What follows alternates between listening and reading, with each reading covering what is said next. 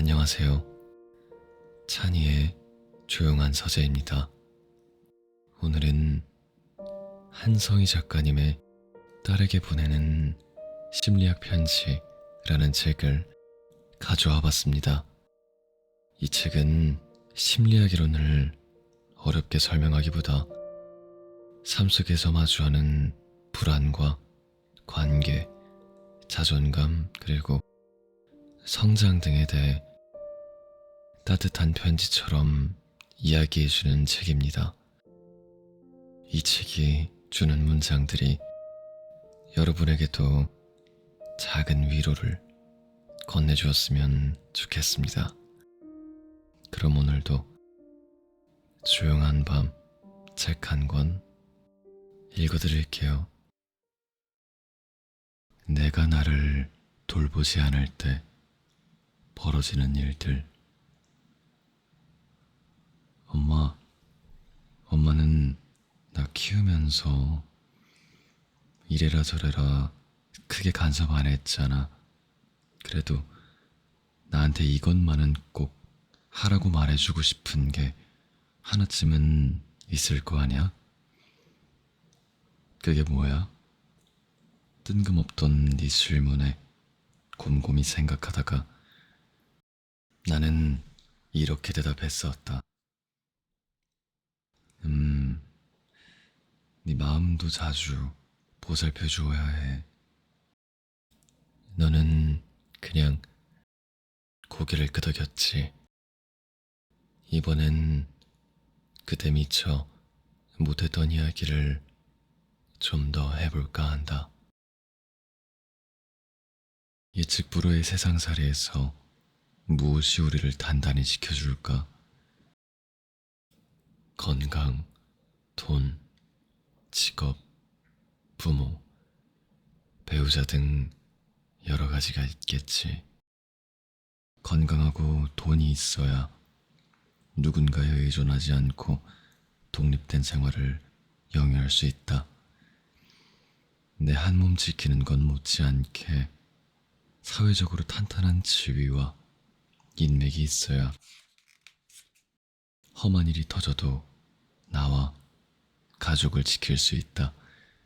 그래서 사람들은 수단과 방법을 가리지 않고 그것을 쟁취하느라 나 부끄러운 이전 투구도 마다하지 않는다.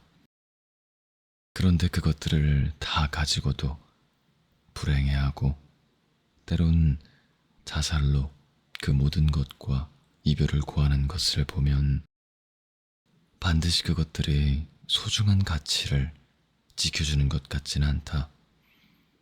내 몸을 보호하고 나와 내 가족의 사회적 위치를 보호하는 것만으로 내 인생이 정말 안전할까? 상처투성이 세상에서 건강과 사회적 안전판을 확보하는 것만으로는 부족하다. 마음이 무너지면 돈도, 건강도, 사회적 지위도 아무런 의미가 없다. 어쩌면 매일 무방비로 노출되고 있는 것은 바로 우리의 마음이다.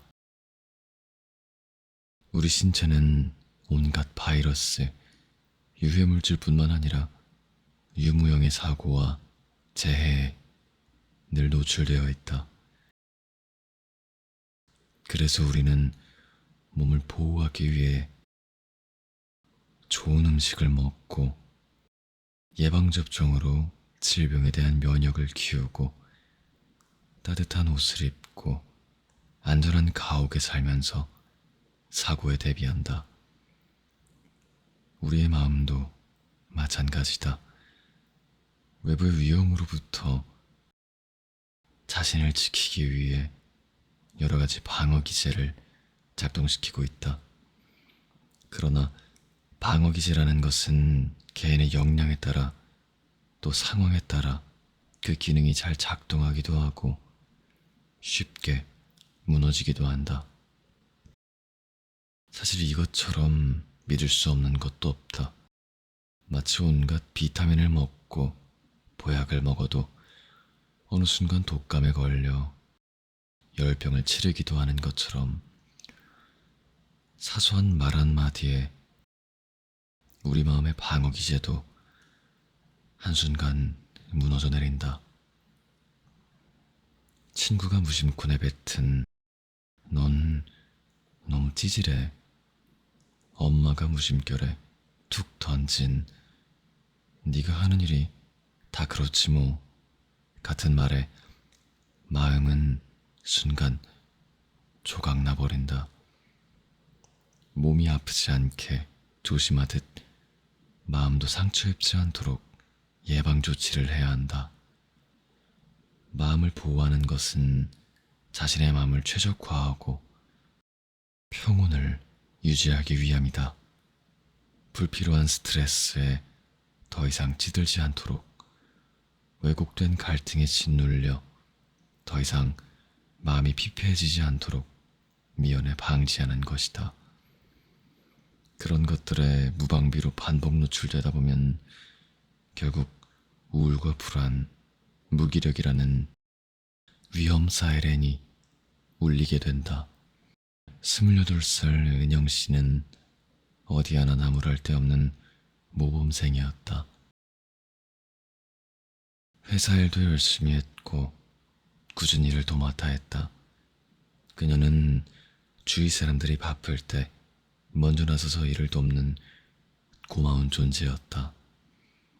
그런데 작년부터 알 수 없는 무력감과 우울감이 몰려오기 시작했다.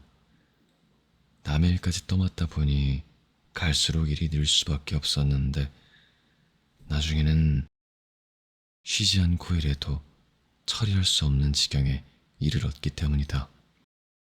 은영 씨는 그게 모두 자기 탓인 것만 같았다. 급기야 병가를 내고 회사를 쉬었지만 책임을 다하지 못한 죄책감에 자살까지 생각할 정도였다. 은영 씨는 퀭한 눈으로 말했다.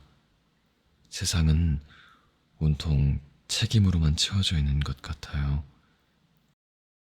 내 인생은 왜 이렇게 해야 할 일들 뿐일까요? 제 인생에는 제가 없어요. 그녀는 남들에게는 한없이 관대했지만 스스로에게는 너무 엄격했다. 그래서 자신을 희생해서라도 다른 사람들이 원하는 것에 맞춰야 한다고 생각했다.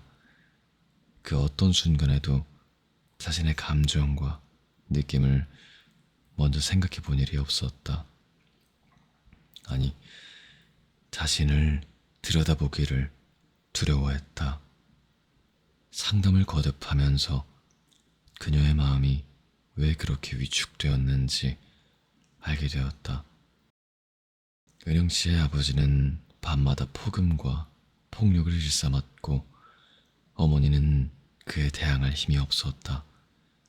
어렸지만 장녀였던 그녀는 아침마다 동생들을 챙겼고 밤이면 아버지로부터 어머니를 지켜내는 여전사로 변신했다. 무력한 어머니는 그런 은영 씨를 집안의 기둥이라며 칭찬했다. 그러나 그녀의 마음속에는 응석 한 번 제대로 부려보지 못한 억울함, 어른 역할을 강요했던 어머니에 대한 미움, 매일 가족을 불안의 도가니로 몰아넣는 아버지에 대한 분노가 가득했다. 그러면서도 동시에 부모를 미워하는 자신에 대한 죄책감으로 괴로워했다. 분노와 죄책감이 폭발해 가족을 집어삼킬까봐 두려웠던 그녀의 무의식은 결국 모든 감정을 느끼지 못하도록 막아버렸다. 그리고 책임감 하나로 로봇처럼 움직이며 잔뜩 쌓인 일들을 처리하고 또 처리해왔다. 그러나 감정은 언제고 터져나오기 마련이다. 막힌 도관에 계속 물을 넣으면 한 번에 터져버리듯 말이다. 그래서 제때 표현되지 못한 감정은 오히려 더 큰 화를 불러오기도 한다. 알 수 없는 긴장과 막연한 불안, 이유 없이 치솟는 분노로 표현되기도 하고, 심한 경우 화병처럼 신체의 증상으로 드러나기도 한다. 은영 씨가 회사에서의 과중한 책임감과 스트레스로 자살까지 생각하게 된 데에는 이러한 이유가 있었다. 사람들은 부정적인 감정은 억누르는 게 좋다고 생각한다. 누가 불안, 두려움, 공포, 분노처럼 듣기만 해도 피하고 싶은 감정을 원하겠니? 그러나 사람의 모든 감정은 하나의 통로를 타고 흐른다. 만약에 부정적인 감정을 피하겠다고 감정의 통로를 막아버리면 기쁨, 행복, 환희 같은 긍정적인 감정까지 제한되기 마련이다. 심리학자 에이브레임 메슬로는 마음속 지옥을 피하려고 하면 마음속 천국도 멀어진다고 말했다. 은영 씨야말로 부모에 대한 분노와 죄책감을 피하려고 하다가 아무런 기쁨도 행복도 느낄 수 없는 그저 책임만 가득한 삶을 살게 되었다. 나는 은영 씨에게 데이비드 그리피스가 지은 힘과 용기의 차이라는 시를 선물했다. 자신을 방어하기 위해서는 힘이, 방어 자세를 버리기 위해서는 용기가, 다른 사람의 고통을 느끼기 위해서는 힘이, 자신의 고통과 마주하기 위해서는 용기가 필요하다. 자신의 감정을 숨기기 위해서는 힘이, 그것을 표현하기 위해서는 용기가 필요하다. 은영 씨 마음속엔 아직도 부모의 사랑을 그리워하는 아이가 숨어 있었다. 그동안 은영 씨가 그 아이의 상처를 감추고 억누르기 위해 힘을 사용했다면 이제는 그 아이와 대면하기 위해 용기를 내야 할 때였다. 꼭꼭 덮어서 꽁꽁 얼려버린 죄책감과 분노를 들여다보기란 쉬운 일이 아니다.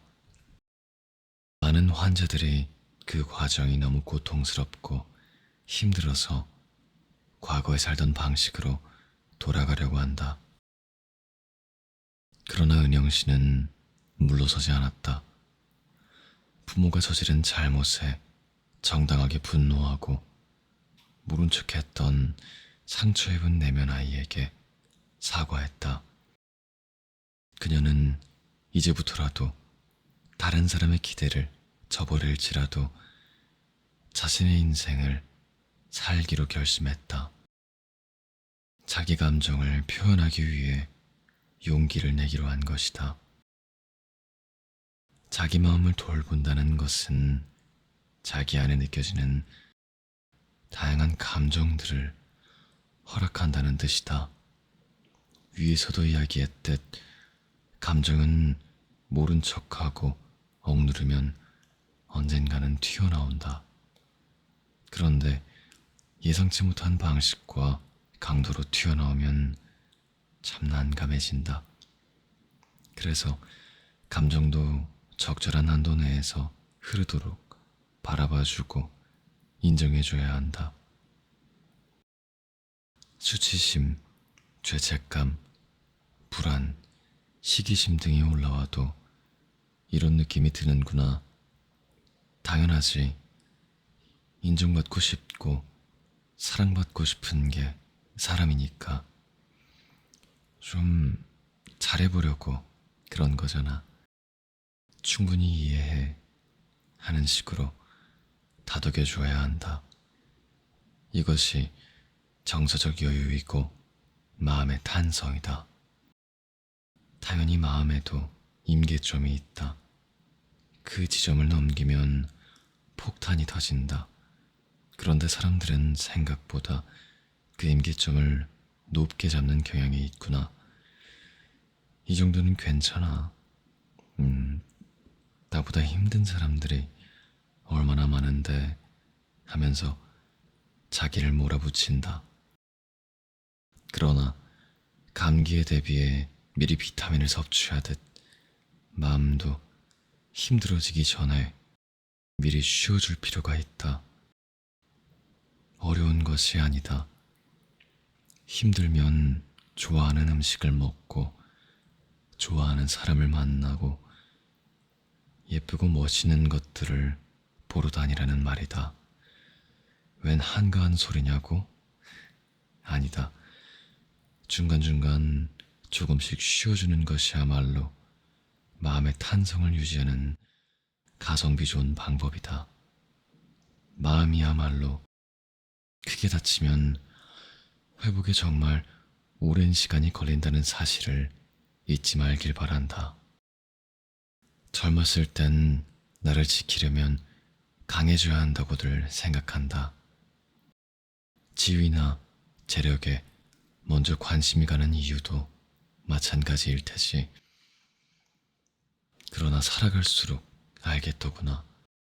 힘을 키우는 것만큼이나 마음을 지키는 것도 중요하며, 마음을 지키는 가장 좋은 방법은 경직되지 않고 부드러워지는 거라고. 그러니 따라 온 마음을 다해 울고 웃으렴. 모든 감정을 흐르도록 둠으로써 생이 선물하는 다채로움을 가능한 많이 경험하렴. 어떤 시련이 오더라도 마음을 돌보는 일에 인색해지지 말기를 엄마는 진심으로 바란다. 혼자 있는 시간을 가지면 인생에 많은 문제가 해결된다. 가끔 네가 나한테 그렇게 말할 때가 있었다. 정말로 휴대전화가 꺼져 있던 때도 있었지만 나는 알고 있었다. 네가 혼자 있고 싶어서 일부러 전화를 받지 않았다는 사실을. 내가 괜히 걱정할까봐 휴대전화 핑계를 댔다는 사실을 말이다. 그래서 나는 네가 그런 말을 할 때는 아무것도 묻지 않고 그냥 너를 내버려 두었다. 누구나 그럴 때가 있다는 걸 아니까. 그러다 보면 네가 먼저 나한테 전화해서 말했지. 엄마, 저녁 때 시간 돼? 나 맛있는 거 먹고 싶어. 누구나 홀로 있고 싶을 때가 있다. 일에 치이고 사람에 치일 때면 혼자 있고 싶다는 마음속 목소리가 들려온다. 외부로만 치닫지 말고 마음 깊은 곳에 있는 나를 봐달라는 음성이다. 심리학자 앤서니 스톤은 우리의 인생은 두 가지 상반되는 충동이 늘 함께한다고 말했다. 하나는 다른 사람과 친밀한 관계를 맺고자 하는 충동이고, 다른 하나는 고독을 통해 자기 본연으로 돌아가려는 충동이다. 삶의 균형을 이루기 위해서는 두 가지 충동 모두에 귀를 기울여야 한다. 인생이란 이 두 가지 욕망이 시줄과 날줄처럼 얽혀 있는 것 같다. 사회생활은 돈을 벌고 사람을 만나고 사회적 성취를 이루면서 삶을 풍요롭게 만든다. 하지만 자기 자신과 대면하는 시간 없이 바쁘게 사회생활에만 몰두하면 우리 마음은 금방 고갈되어 버린다. 우리 안에는 그 누구도 건드릴 수 없는 내면 세계가 있다. 여성운동가 엘리자베스 스탠턴은 우리가 자기 자신이라고 부르는 내적 존재는 어떤 남자의 눈이나 손길도, 어떤 천사의 눈이나 손길도 꿰뚫지 못한다고 말했다.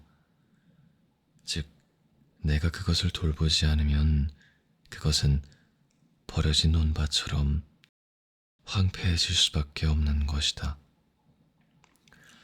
다행히 우리는 쉼없이 바쁘게 살다가도 어느 날 문득 휴식을 바라게 된다. 바쁜 일만 끝나면 아무도 없는 곳으로 여행을 떠나야지. 그동안 못 본 드라마도 몰아서 볼 거야. 쌓아둔 책도 읽어야지. 아니, 그냥 아무것도 안 하고 하루 종일 빈둥거릴 거야. 누구나 때때로 이런 다짐을 한다. 홀로 있음으로써 분주한 생활로 지친 몸과 마음을 회복시키고자 하는 것이다. 그런데 어쩌다 혼자 있는 시간이 생기면 즐거운 마음도 잠시, 익숙한 불안이 슬금슬금 다가온다. 그동안 미뤄온 영어 공부도 해야 할 것 같고, 운동도 시작해야 할 것 같고, 학원도 다녀야 할 것 같다. 그래서 다시 다이어리를 꺼내 시간을 쪼개고 계획을 세우고 체크리스트를 만든다. 하다못해 스마트폰을 꺼내 뉴스를 검색하고 쇼핑을 한다. 이처럼 우리는 혼자 있는 시간을 갈구하지만 혼자 있는 법은 제대로 알지 못한다. 막상 혼자 있게 되면 그 시간을 아무것도 하지 않는 비생산적인 시간으로 받아들인다. 그래서 혼자 있는 동안에도 나 자신을 만나려 하기보다 또다시 무언가를 하려 든다. 혼자 있는 시간을 방해하는 것은 그뿐만이 아니다. 우리는 혼자 있는 시간을 고독이나 외로움과 연결시키며 부정적으로 바라보는 경향이 있다.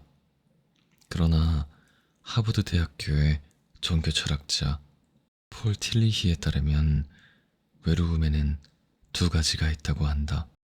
혼자 있는 고통이 론리니스라면 혼자 있는 즐거움은 솔리튜드다. 둘 다 고독이라고 번역되지만 그 의미는 완전히 다르다. 솔리튜드란 혼자 있는 시간에 나만이 들어갈 수 있는 내적 공간을 적극적으로 가꾸어 보다 창조적인 상태로 도약하는 것이다. 그러므로 혼자 있는 시간을 잘 활용하면 많은 것을 얻을 수 있다. 그리고 혼자 있을 수 있는 것은 자아 능력이다. 영국의 정신분석가 도널드 위니캇은 아이의 정서적 요구에 적절한 반응을 제공하는 어머니와 함께할 때 아이는 점진적으로 혼자임을 견뎌내는 능력을 발전시킬 수 있다고 했다. 그러므로 혼자 있을 수 있는 것은 관계를 맺는 능력만큼이나 성숙도를 측정하는 중요한 기준이 된다. 또 혼자임을 수용하는 태도는 타인과의 관계를 배제하는 것이 아니라 오히려 친밀한 관계를 강화한다. 혼자임을 기꺼이 즐길 줄 아는 사람은 진정 자기 자신과 연결될 수 있는 사람이고 또 그런 사람만이 타인을 파괴하지 않고 질식시키지 않은 채 건강한 관계를 맺을 수 있기 때문이다. 따라 나는 정신과 의사로 일하면서 다양한 문제로 고통을 겪는 사람들을 많이 만났다. 뒷바라지를 열심히 했지만 말 안 듣고 반항하는 자식 때문에 마음을 다친 엄마, 남자친구에게 헌신했지만 버림받고 상처 입은 여대생, 사회적 인정을 받기 위해 쉬지 않고 일했지만 퇴직 후 갈 길을 잃어버린 중년 남성까지 이들이 가지고 온 문제는 모두 달랐지만 그 원인은 같았다. 자기 내면을 소홀히 했다는 것이다. 내면이 밑빠진 독처럼 뚫려 있으면 아무리 열심히 채워넣어도 결국 공허함을 느낄 수밖에 없다. 그리고 공허함은 자신뿐만 아니라 다른 사람까지 피폐하게 만든다.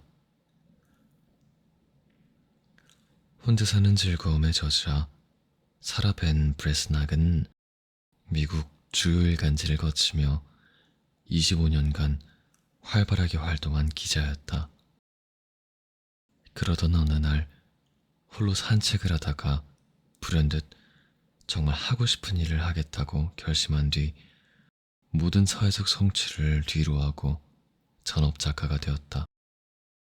그녀는 인생은 결국 혼자 떠나는 여행이라며 자신을 돌보는 일에 소홀한 사람들을 향해 이렇게 말한다.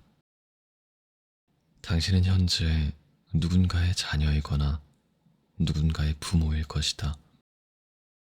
누군가의 배우자이거나 누군가의 형제자매일 것이다. 이 모든 혈연 관계에서 자유로운 독신이라 할지라도 당신은 여전히 사회관계 속에서 누군가의 상사이거나 부하이고 누군가의 선배이자 후배이다. 그 밖에도 당신의 인생에 관여하는 관계는 수없이 많다. 이 수많은 관계 속에 살아가면서도 당신은 문득문득 외롭고 쓸쓸하다.